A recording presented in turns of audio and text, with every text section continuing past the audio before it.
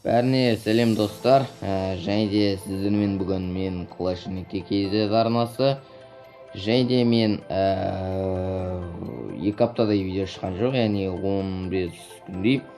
Яғни мен оның себебін 15 күн бұрын ВКонтактеде группа жазған болатынмын, себебі мен лагерге кетейін деп жатырмын деп. Сосын Clash Royale'дан клан ұстап тұрды Расул деген бала, оған редичінің өзімнің алғысымды айтамын.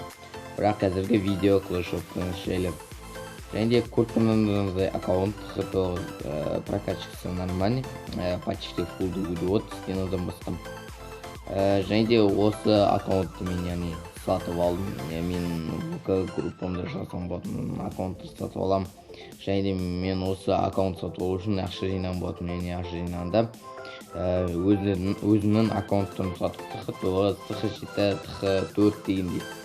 Және де бұл аккаунтты мен жақында сатып алған жоқпын, примерно 29 июнь, 30 июньға қарай сатып алдым да.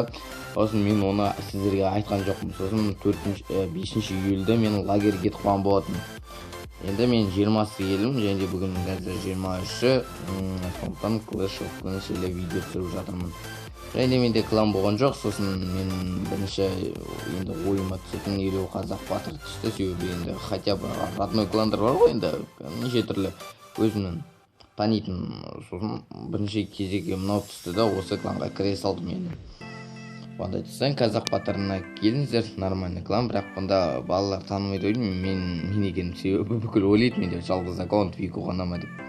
Енді мен осы аккаунтпен ойнайтын болам чисто. Анау аккаунттан сатамын. Және де көріп нормально, ведьма кетіп бара жатыр екінші уровеньге. Және де достар, Казах Форс, Казах Форс ғалып.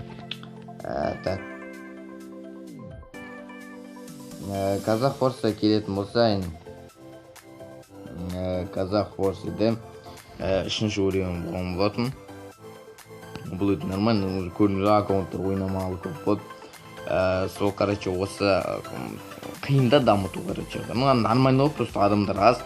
Сондықтан мен клан сатып алайын деп жатырмын. Яғни клан дегенде 8-ші уровеннен жоғары кім клан сатады, маған личка жазсын, ссылкасын описаниеда қалдыратын боламын, өзімнің страницама. Сол жазсын, бағасын келсеміз 8-ші уровень, сосын андай победасы аз болады ғой, чем поражение кландар керек емес маған. Оның нормально бір статистикасы нормально айтып тұрған кландар болады ғой.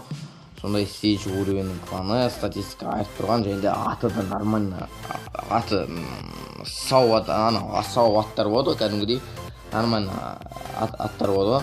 Сол сияқты андай аттар емес, енді смысл жоқ аттар керек емес.